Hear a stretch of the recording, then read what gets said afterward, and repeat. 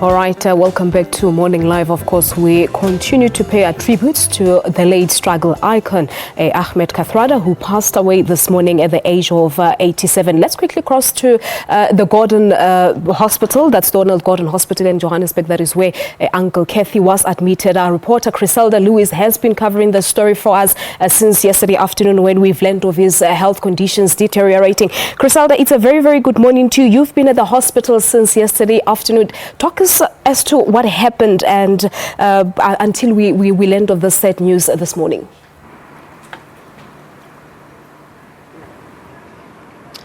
Well, Palisa, South Africans are waking up this morning to the very sad passing of the struggle icon Ahmed Kathrada.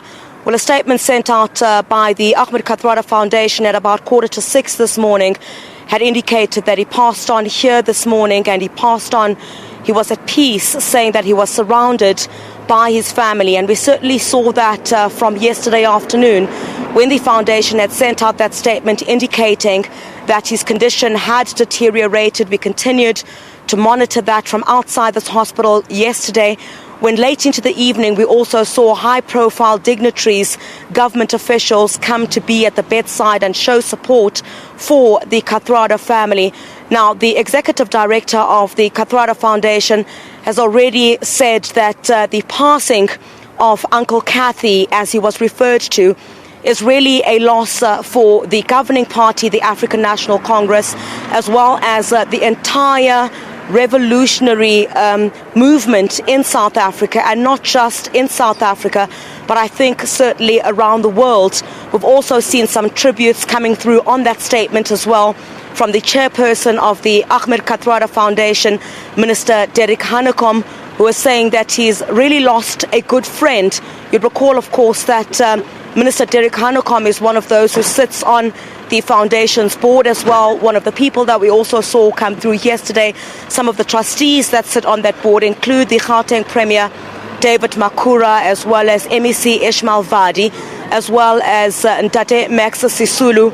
They all were at the bedside of Ahmed Kathrada yesterday, and I can certainly tell you there was a clear indication yesterday evening when we spoke to the Ahmed Kathrada Foundation that they had lost all hope, saying that the condition had deteriorated, even though he was getting the best care, but they were losing hope already yesterday evening that his condition had really worsened. I think it was the first indication there, Palisa, that we saw that the family indicating that they were losing hope, and that South Africans, and I guess those who've been sympathetic to South Africa's struggle during apartheid times, should note that the struggle icon was not doing well, and that they were preparing for any eventuality.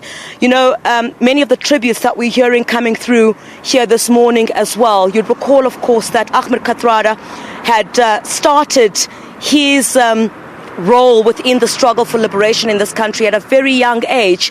He left school at a very young age, and one of his mentors when he lost his father was Ntate Walter Sisulu, who you'd know, he referred to him in a very recent interview as someone that he considered as his father. He was surrounded by people like Yusuf Dadu, people who are revered in the struggle for freedom in this country. So we're expecting quite a number of tributes. I'll just walk out of the shot at the moment. What I can tell you is that there are quite a number of journalists who are also coming through here to the Donald Gordon Hospital.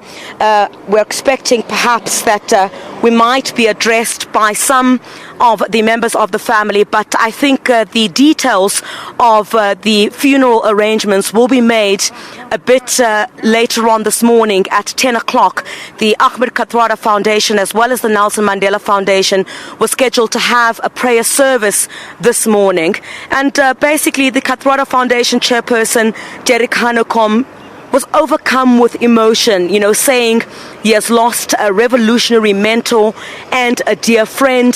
One of the things that also really came across, referring to Comrade Kathy, as they would say, as a gentle, humane and humble soul. And those are certainly the words that we saw resonate throughout yesterday evening, where many of the comrades who he fought with side by side, and even those who were mentored by him, remember that the younger generation of struggle stalwarts who are in prominent positions within government at the moment really took leadership and direction from the likes of Uncle Kathy.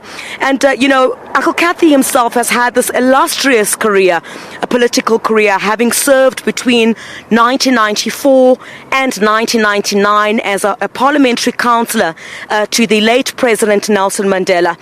Born in 1929 in Swaziland.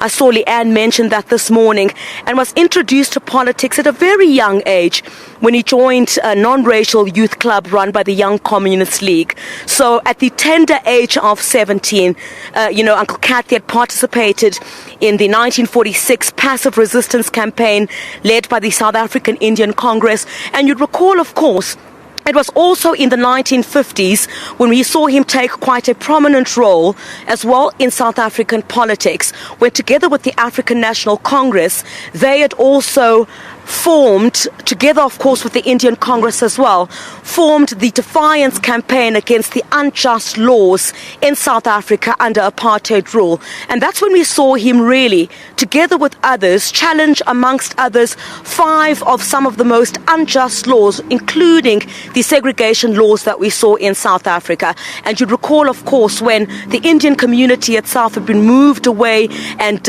oppressed during the time, he was very instrumental in the Lenasia community as well in trying to ensure that the apartheid government itself was taken head on. And those are just about many of the examples that I think over the next couple of hours we will hear from many of those comrades that stood side by side with him in the fight for liberation in South Africa. So as the tributes continue to pour in, we're expecting the family in the next few hours to make that announcement on the funeral arrangements. That, of course, as I said a bit earlier on, perhaps at the Nelson Mandela Foundation, where we're expecting the Kathrada Foundation together with the Nelson Mandela Foundation to give details.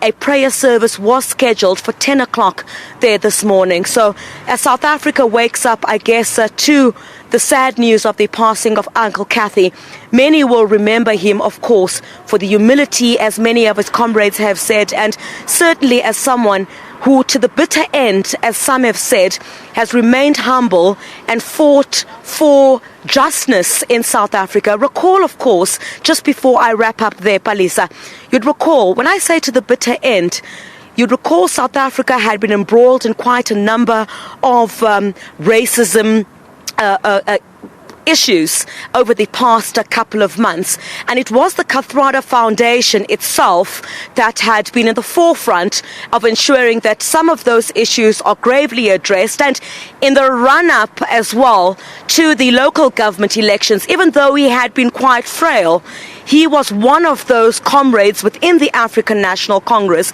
even though very recently been very critical of the ANC leadership, had made sure that he was on the ground and tried to garner support for the African National Congress in the run-up to the election. So others would definitely say he was an ANC comrade through and through till the bitter end. We'll certainly bring you a whole lot more here from the Donald Gordon Medical Center, where this is the place where the struggle icon Ahmed Kathrada passed on in the early hours of this morning. Let's take a short break on Morning Live. We'll have more straight after this. Tula sizwe